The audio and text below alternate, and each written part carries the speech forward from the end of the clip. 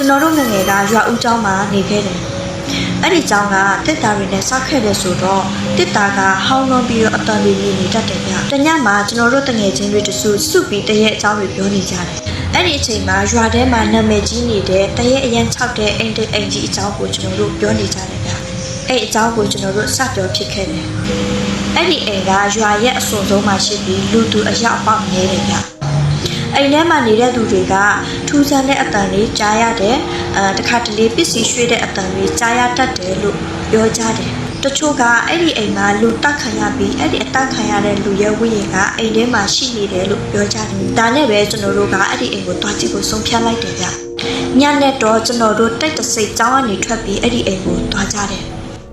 အိမ်နာရောက်တော့လေတိုက်တန်နဲ့တရက်တွေလှုပ်ရွနေတဲ့အတန်ကလွယ်ပြီးဘာမှမကြားရဘူးအိမ်ကမောင်မဲနေပြီးလာရအောင်မှပို့ပြီးကြောက်စရာကောင်းနေတယ်ဒါနဲ့ပဲကျွန်တော်တို့တကားကိုဖွင့်ပြီးအိမ်ထဲကိုဝင်လိုက်တဲ့အခါမှာ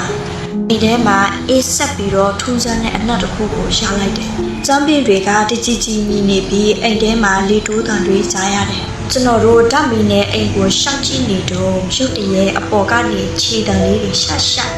ကြားလိုက်ရတယ်။အဲ့နဲ့ပဲကျွန်တော်တို့အပေါ်ထက်ကိုတက်သွားတော့အခန်းတစ်ခုတည်းကအတန်တွေထွက်လာတာကိုကျွန်တော်တို့ကြားလိုက်ရတယ်။ဒါနဲ့ပဲကျွန်တော်တို့တကားဖွင့်ကြည့်လိုက်တဲ့အခါမှာဘာမှမရှိဘူး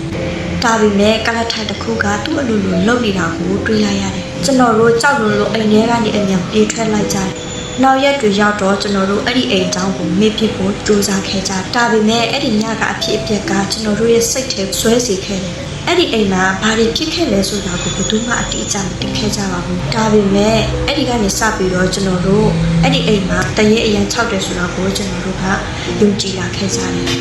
အခုပြောပြပေးသွားတဲ့အကြောင်းအရာလေးကတော့ဖြစ်ရမှန်တဲ့ကတစ်ခုဖြစ်ပါလေရှင်အခုကြည့်နေတဲ့သူတွေထဲကရောတရေအချောက်ခံရတဲ့သူတွေရှိဘူးကြလားရှင်ရှိတယ်ဆိုလို့ရှိရင်ကျွန်မရဲ့